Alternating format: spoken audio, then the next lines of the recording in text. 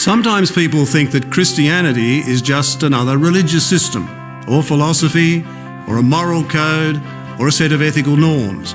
But it's none of those, though it can include elements of each of them. Nor is Christianity just a matter of striving hard to imitate a really great role model, Jesus, who lived long ago. No, Christianity is something more mysterious, even messier. At its heart, Christianity is an experience, no more, no less.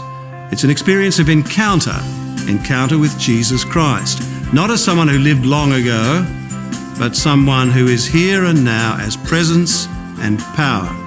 I'm talking about Jesus crucified and risen. They saw him brutally executed and then laid in a tomb, and that seemed like the end of the story. But 3 days later, against all the odds and against their expectations, they encountered him. They saw him, heard him, touched him, and even ate with him. He wasn't a ghost, he had a body, but he'd entered some new dimension because he could walk through locked doors and appear out of nowhere. The same Jesus appears among us here and now, and in the encounter with him and only there, we discover the full truth of who God really is and the full truth of who we really are. That's why meeting him really matters. It's also why Christianity really matters. To the naked eye, Jesus died a failure. He was executed as a criminal and deserted by his friends. Their collective dreams appeared to be shattered, and death appeared to win. But that wasn't the end of the story for Jesus, nor is failure and the collapse of our hopes the end of the story for any of us. It is my deepest conviction that the cross of Christ is the eye of wisdom through which we must view the pattern of our lives, and indeed every life.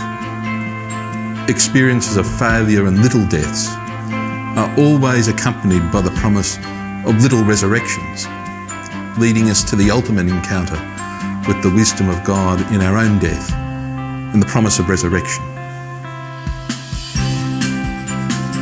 When I think of Jesus as the Good Shepherd, I think of me being carried on his shoulders like a lamb. It helps me remember that he saves me and that he is always protecting me.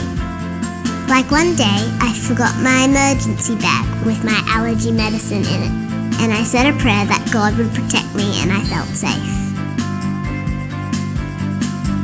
My experience of being a beloved son has come from my parents, who accepted and loved me as their precious and unique child, along with my brothers and sisters.